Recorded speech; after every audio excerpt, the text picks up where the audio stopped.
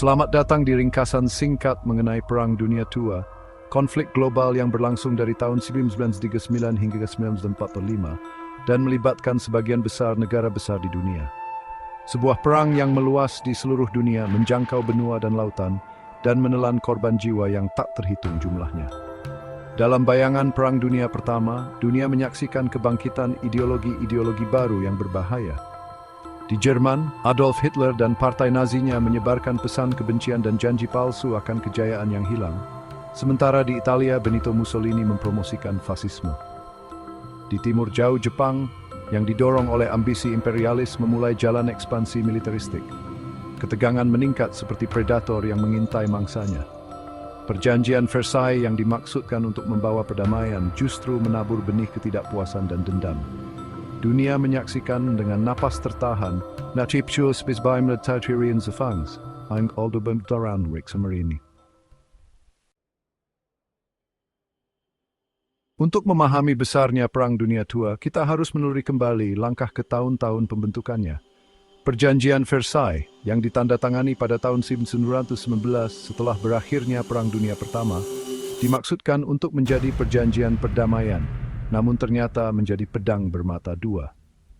Perjanjian itu memberikan hukuman berat kepada Jerman, menuntut reparasi besar dan melucuti kemampuan militernya. Rasa malu dan kebencian yang ditimbulkannya di antara rakyat Jerman menciptakan lahan subur bagi kebangkitan ekstremisme politik. Di tengah kekacauan ekonomi dan ketidakstabilan politik, sebuah figur karismatik muncul, Adolf Hitler. Hitler dan partai Nazinya memanfaatkan sentimen rakyat Jerman yang terluka, menawarkan janji-janji kosong tentang kejayaan yang dipulihkan dan tatanan dunia baru. Ideologi bengkok mereka yang dipicu oleh nasionalisme yang ganas, superioritas ras, dan ekspansionisme teritorial menemukan pijakan yang subur di antara penduduk yang putus asa. Sementara itu, di Italia, Benito Mussolini telah membuka jalan bagi kebangkitan fasisme, sebuah ideologi otoriter yang mengagungkan negara di atas individu dan menganjurkan penggunaan kekerasan dan propaganda untuk menekan perbedaan pendapat.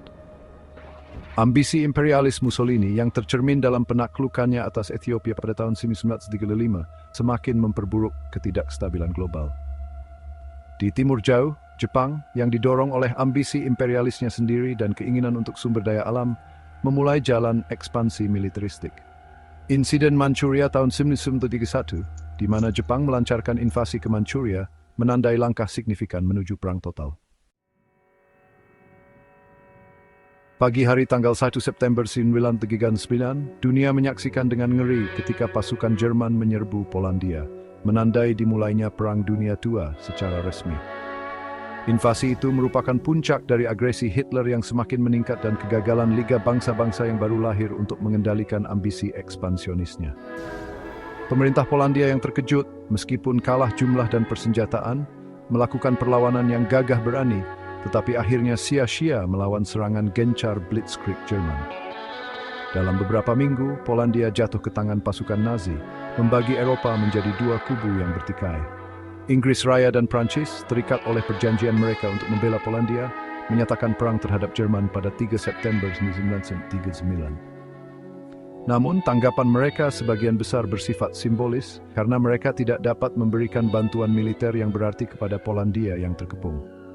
Perang Foni, periode perang yang relatif tidak aktif di front barat, telah dimulai. Sementara itu, di timur, Uni Soviet yang dipimpin oleh Joseph Stalin telah mengamankan kepentingannya sendiri melalui Pakta Non-Agresi Rahasia dengan Jerman, yang dikenal sebagai Pakta Molotov-Ribbentrop. Perjanjian ini, yang ditandatangani pada bulan Agustus 1939, tidak hanya membagi Eropa Timur menjadi wilayah-wilayah yang berpengaruh, tetapi juga memberi Hitler kebebasan untuk melanjutkan ambisi militeristiknya tanpa takut akan serangan dua arah. Ketika Eropa berada di ambang jurang maut, Amerika Serikat yang terbebani oleh isolasionisme dan trauma Perang Dunia Pertama tetap menjadi pengamat yang enggan, berharap untuk tetap netral dalam konflik yang meningkat. Namun, badai perang memiliki cara untuk menghancurkan bahkan rencana yang paling terencana dengan baik, dan Amerika Serikat akan segera mendapati dirinya ditarik ke dalam pusaran konflik global. Dengan dimulainya tahun 1940, mesin perang Hitler menyapu Eropa Barat, menghancurkan negara-negara dan perlawanan di jalurnya. Denmark dan Norwegia merasakan kekuatan penuh serangan Nazi. Pasukan Jerman dengan taktik Blitzkrieg menguasai kedua negara, mengamankan bahan baku dan pangkalan angkatan laut.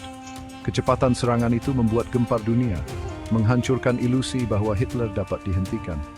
Pada bulan Mei 1940, Jerman mengalihkan perhatian ke Belgia, Belanda, dan Luksemburg. Ketiga negara itu dengan cepat dibanjiri oleh pasukan Nazi. Pertahanan mereka hancur dalam serangan gencar. Jatuhnya Prancis sangat mengejutkan.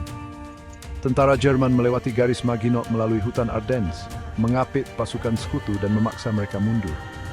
Pada tanggal 2 Juni 1940, Prancis menandatangani gencatan senjata dengan Jerman, mengakhiri perlawanan di Eropa Barat. Inggris bersiap untuk invasi. Dipimpin oleh Winston Churchill, rakyat Inggris bersama menghadapi kesulitan bertekad melawan tirani Nazi. Pertempuran Inggris, kampanye udara untuk supremasi udara, menjadi ujian tekad dan keberanian. Sementara perang berkecamuk di Eropa, medan perang lain muncul di Samudra Pasifik. Jepang, didorong oleh ambisi imperialis, memulai ekspansi militeristik, membayangi tetangganya dengan kekuatan militer. Pada pagi hari tanggal 7 Desember 1941, Jepang menyerang Pearl Harbor, pangkalan Angkatan Laut Amerika di Hawaii. Serangan itu mengejutkan Amerika Serikat, menarik negara itu ke dalam Perang Dunia Kedua. Serangan itu mengubah bangsa Amerika menjadi persatuan dan tekad yang teguh. Presiden Roosevelt mendeklarasikan perang terhadap Jepang, menyatakan bahwa tanggal 7 Desember 1941 akan hidup dalam kehinaan. Ketika Amerika Serikat memasuki perang, teater Pasifik meledak menjadi konflik brutal.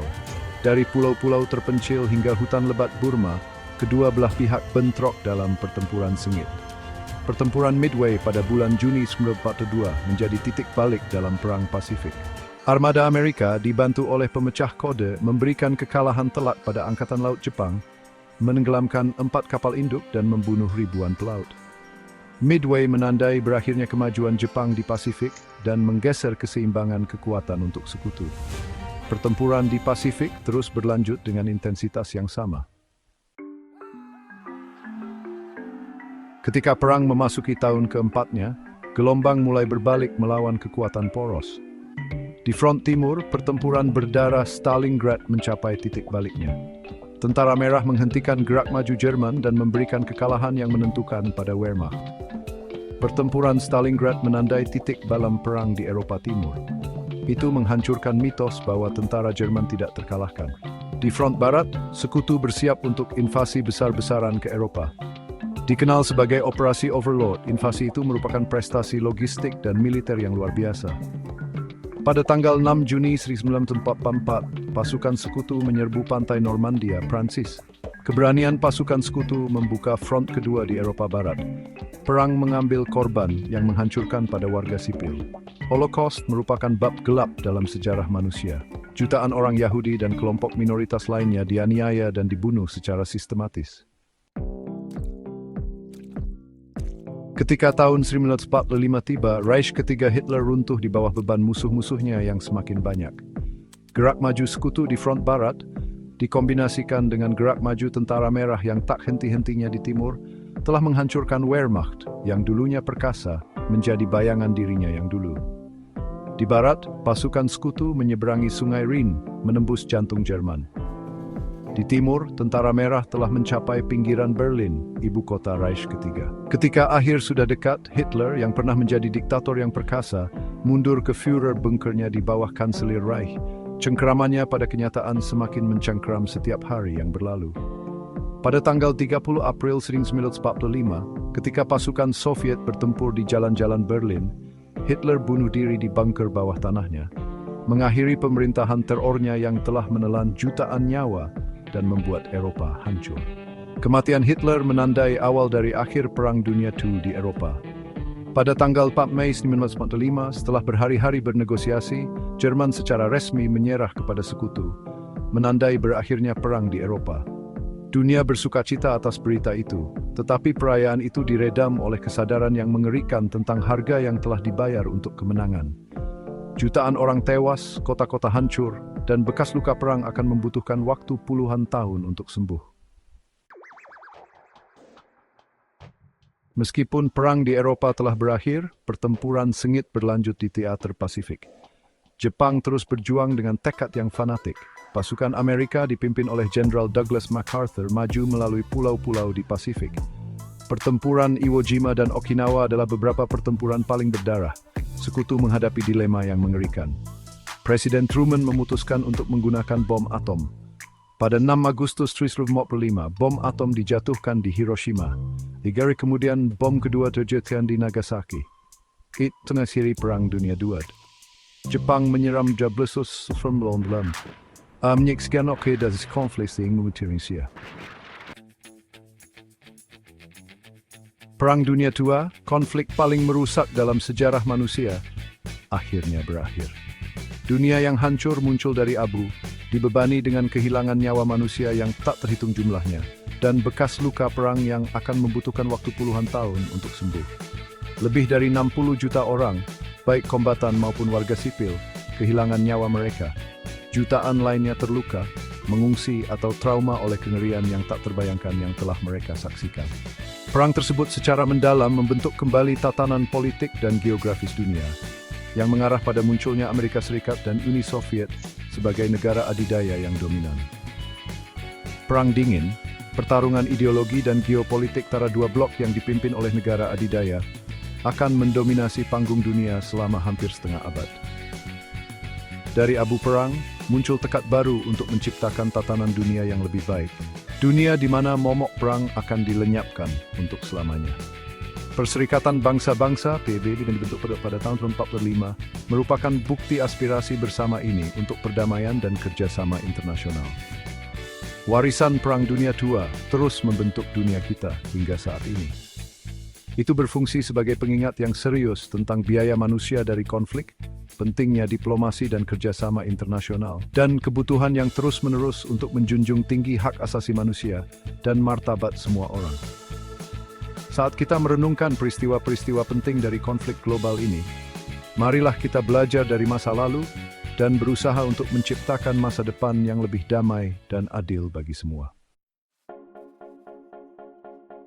Itulah ringkasan singkat mengenai Perang Dunia II. Perang ini membawa perubahan besar dalam politik, ekonomi, dan hubungan internasional yang masih dirasakan hingga saat ini.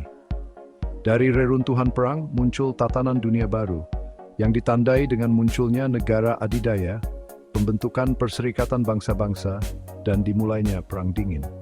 Perang Dunia II berfungsi sebagai pengingat yang nyata tentang kapasitas manusia untuk kebaikan dan kejahatan, tentang kerapuhan perdamaian, dan pentingnya kerjasama internasional.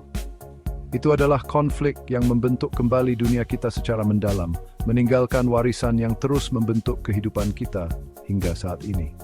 Semoga kita tidak pernah melupakan pengorbanan mereka yang berjuang dan mati dalam perang ini.